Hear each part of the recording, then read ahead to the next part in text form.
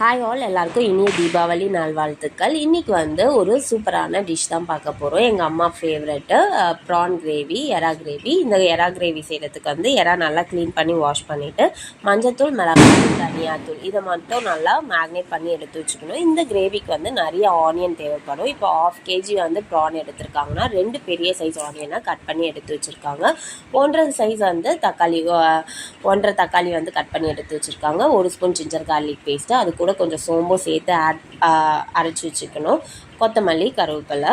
இப்போ எப்படி செய்கிறதுன்ட்டு அவங்களே எக்ஸ்பிளைன் பண்ணுவாங்க. ஃபஸ்ட்டு கடாயில் வச்சுட்டு நல்லா நிறைய எண்ணெய் ஊற்றிக்கிறாங்க.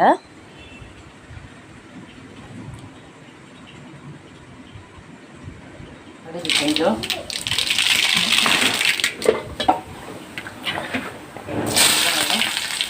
நறுக்கி வச்ச வெங்காயம் கொஞ்சம் அதிகமாக போடுங்க, அப்போ தான் நல்லா இருக்கணும். வெங்காயம் நல்லா பொன்னிறமாக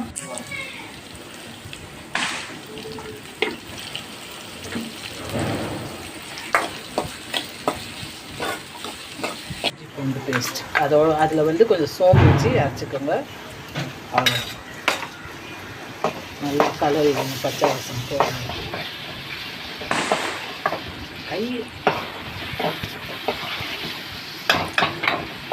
கோல்டன் ப்ரௌன் ஆன அப்புறம் வந்து தக்காளி வந்து ஆட் பண்ணிக்கிறாங்க. இந்த தக்காளி, வெங்காயம், ஜிஞ்சர் கார்லிக் பேஸ்ட் எல்லாமே வந்து நல்லா மசிச்சு நல்லா வந்து பேஸ்ட் ஆகிற அளவுக்கு நல்லா வந்து வதக்கிக்கிறாங்க. அதுக்கப்புறம் வந்து கொஞ்சமாக வந்து இந்த காஷ்மீரி சில்லி பவுடர் இருக்கும்ல, அதை ஆட் பண்ணிக்கிறாங்க. ஏற்கனவே வந்து இறால மிளகாத்தூள் வந்து போட்டு ஊற வச்சுருக்காங்க. ஸோ அதனால் கொஞ்சமாக வந்து ஆட் பண்ணியிருக்காங்க. கொஞ்சமாக வந்து மஞ்சத்தூள். இது எல்லாத்தையும் வந்து திரும்ப நல்லா கலரி விட்டுக்கிட்டே இருக்காங்க.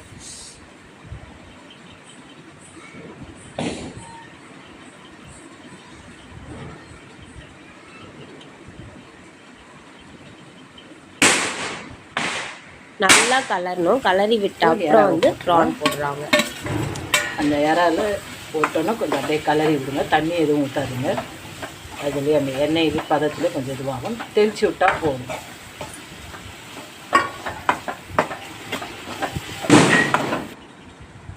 இப்போ தேவையான அளவு உப்பு எல்லாத்தையும் போட்டுட்டு நல்லா வந்து ஒரு 10 நிமிஷம் வேக விட்டு எடுத்திங்கன்னா வந்து ப்ரான் கிரேவி வந்து ரெடி ஆகிடும். இது சூப்பரான ஒரு டிஷ்ஷு. சாம்பார் சாப்பாடு, ரசம் சாப்பாடுக்கெலாம் வந்து நல்ல ஒரு செம்ம காம்பினேஷனாக இருக்கும். நீங்கள் வீட்டில் மறக்காமல் ட்ரை பண்ணி பாருங்கள். உங்களுக்கு இந்த வீடியோ பிடிச்சிருந்ததுன்னா மறக்காமல் லைக் பண்ணுங்கள், ஷேர் பண்ணுங்கள், சப்ஸ்கிரைப் பண்ணுங்கள்.